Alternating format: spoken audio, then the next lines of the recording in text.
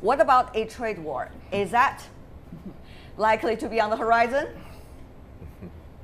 Well, we really don't know, do we? I mean, the most striking thing about Donald Trump is that we didn't know how he would govern when he ran for president. And about 6 months into his presidency, we don't really know how he will govern either.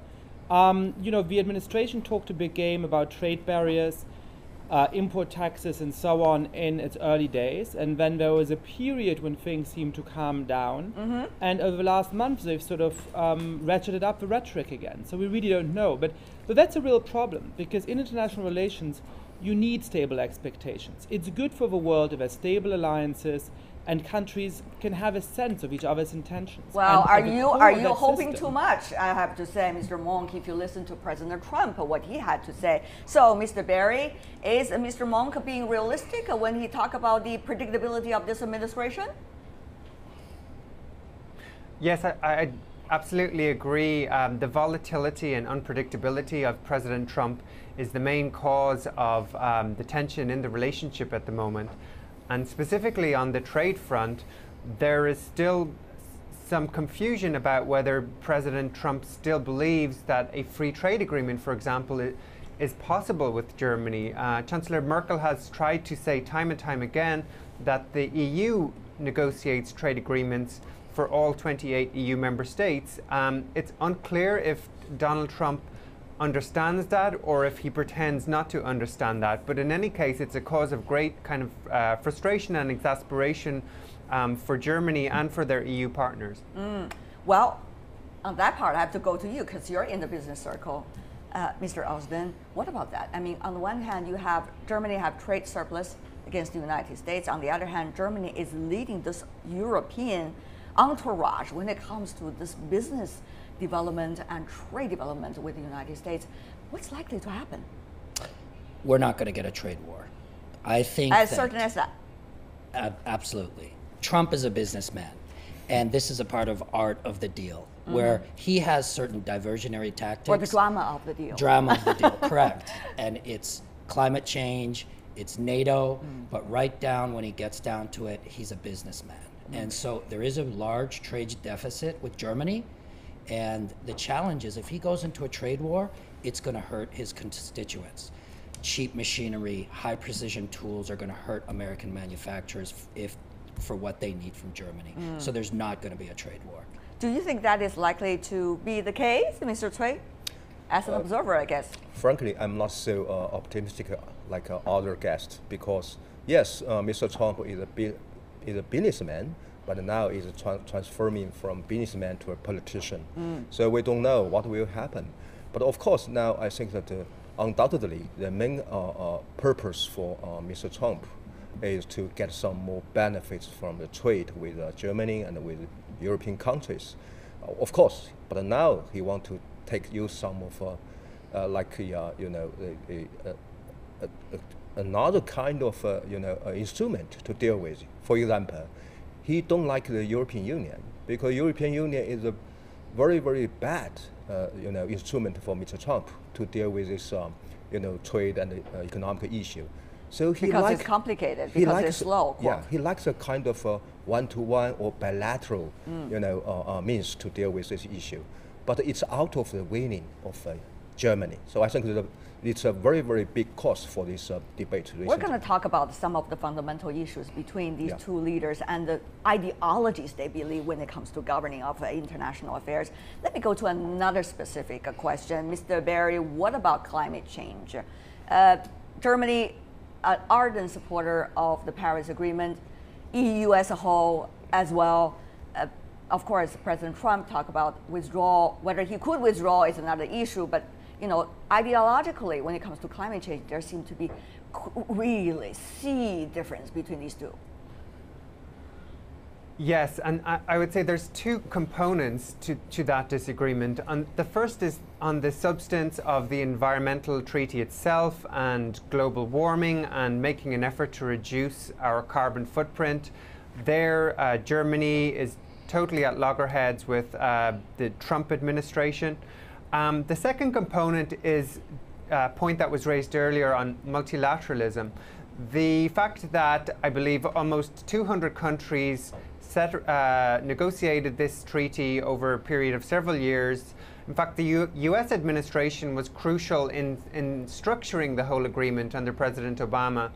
And then for President Trump to just walk away from that agreement is also very galling for Chancellor Merkel, because it's a rejection of the whole system of multilateral treaties where the world comes together and tries to deal with a global issue collectively.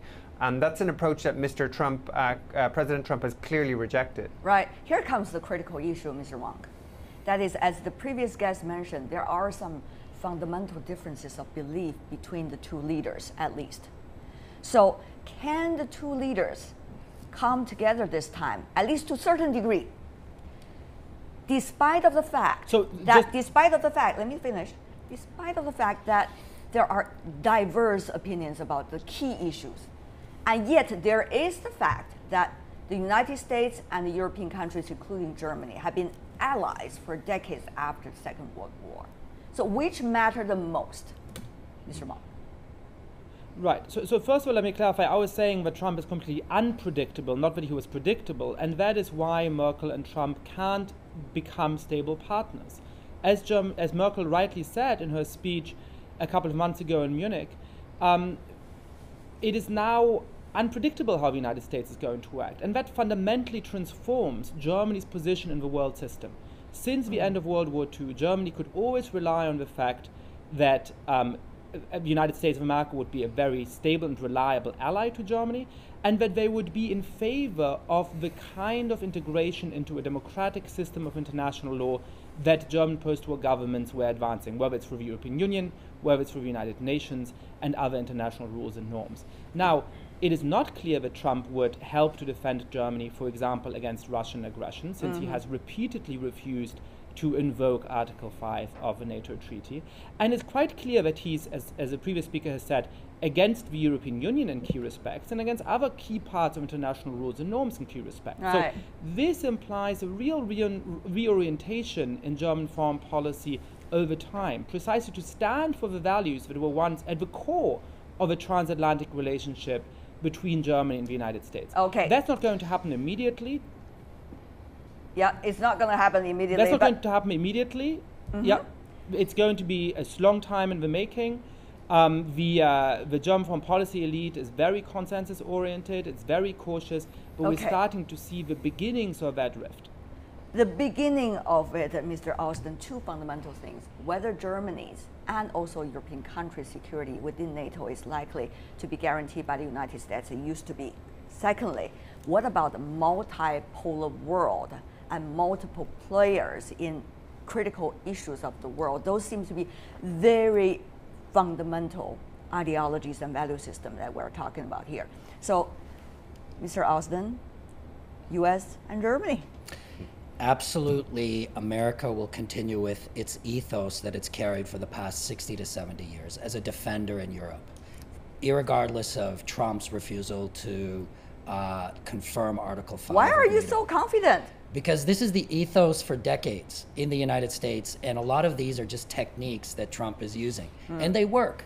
They work against politicians because they're business techniques. He's using diversionary tactics. And they're frustrating Merkel.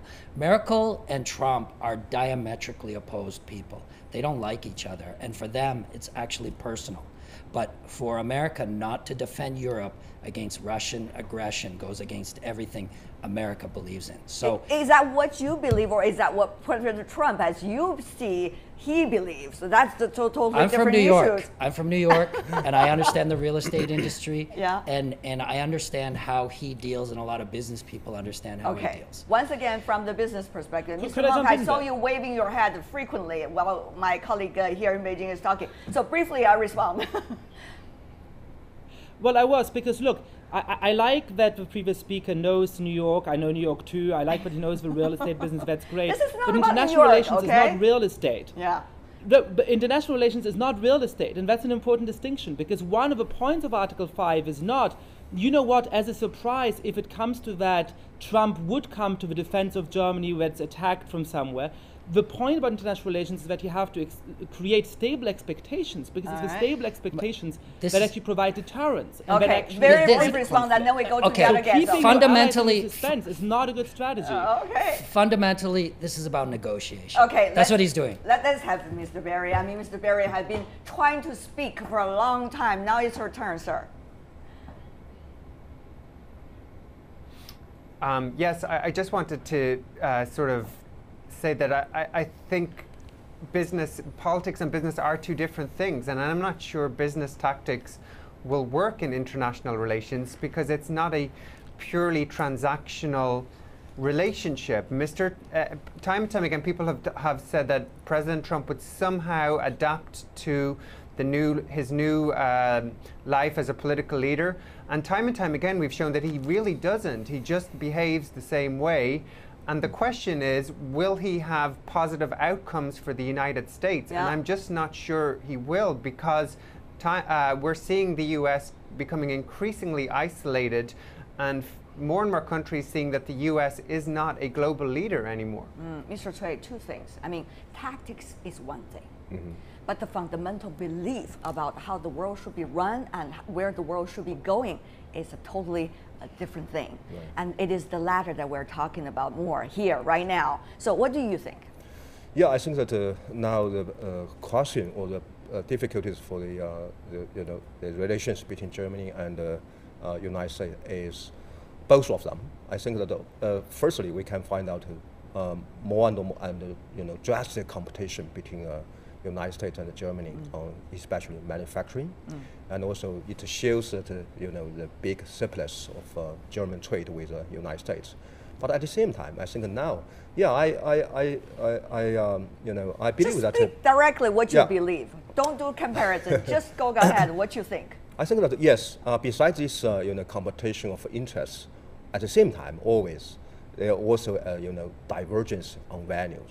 Because we can find out so many divergences between two sides. The question is, okay, there are apparent divergence of values, but can those be patched up? Let's say if they believe strategically there still should be and have to be together, or it is already diverse enough. It is so hard to be together anymore. I think mostly it depends on the perception from a German side or European side. How could Mr. Trump will continue his policy, or maybe he will have a U-turn in future, because always I think that still some politicians or even peoples in Europe, they still believe that Mr. Trump just a temporary phenomena for American politics. Once they have maybe another 4 or 5 years, they will have maybe a new president like Mr. Obama. Well, Mr. Cui, the world is changing so fast. We can't predict what's going to happen in 3 years, another election. We had a lot of chaos and drama for this election already. But let's move on with our topic, gentlemen. There are so many of them. I have to select the most important one. That is for both sides politically, domestic constituency. What does this trip mean?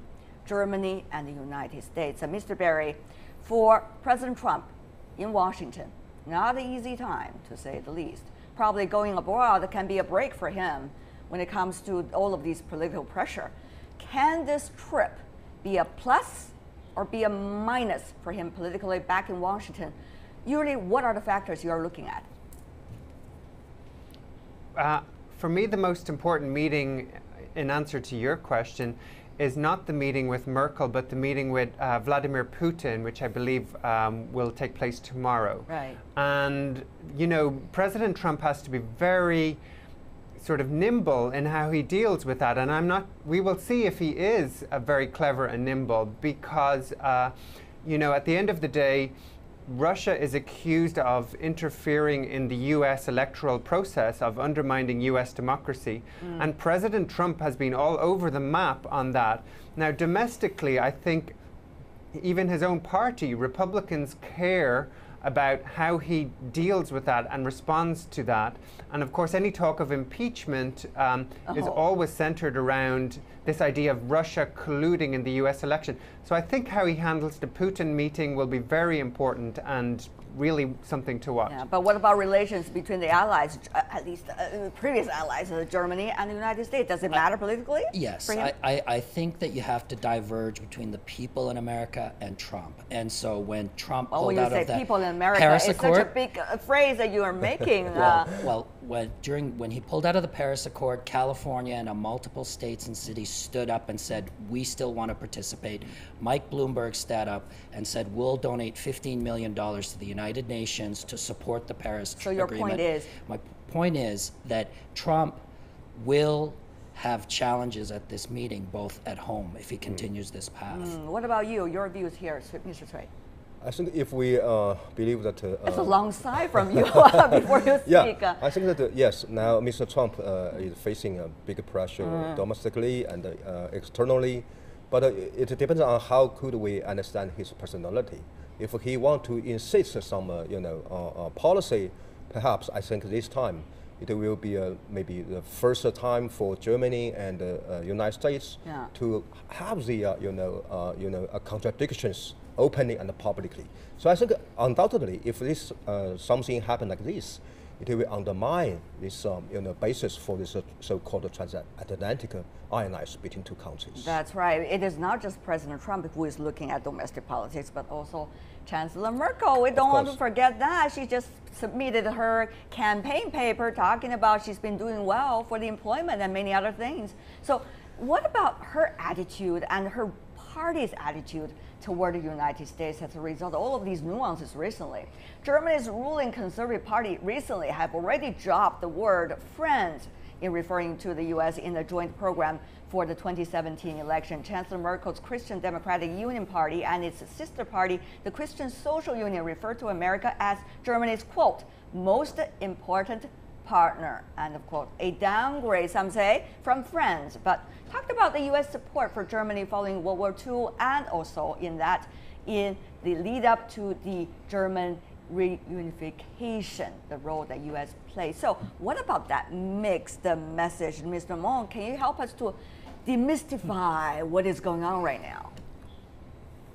I can try, but I think the fact of the matter is that the German public and German political leaders are themselves mystified because they've relied on this friendship with the United States for 60 or 70 years.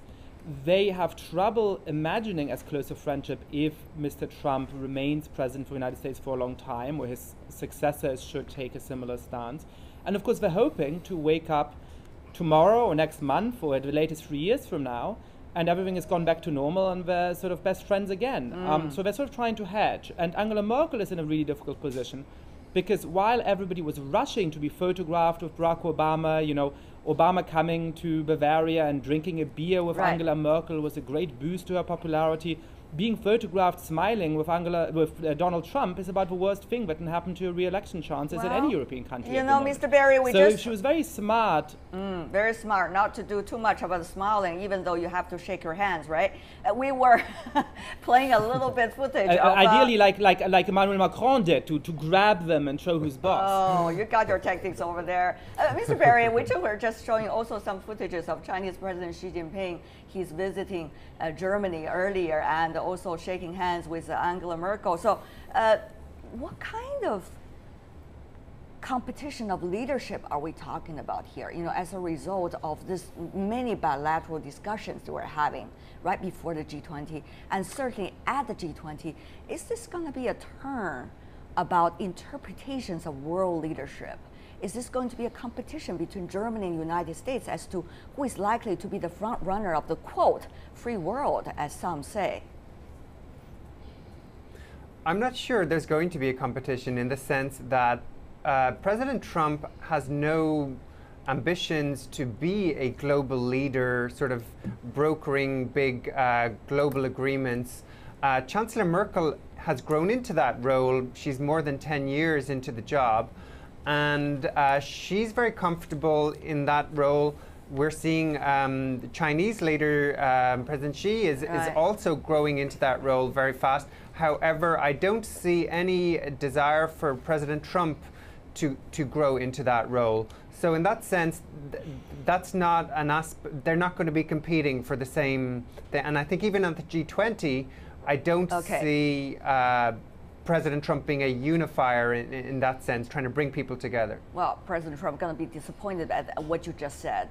Having said that, though, two very brief points from the other two guests. Mr. Ozden, 30 seconds for you. I think that actually Trump is rising to that level, and he's trying to, but Merkel can't. And Der Spiegel actually said that her coalition against Trump and to be the leader of Europe is crumbling. I see Xi Jinping moving into that role for the leadership in terms of the free world. Very optimistic about China. That's Yes, why you're here in this country. But Mr. Cui, very briefly from you, less than 30 seconds exactly. left. I would like to say that the world has a huge change. I think for all of these leaders from major powers or players, they should catch up with the trend. Say that, okay, not ally, but partners will become the trend for the new world.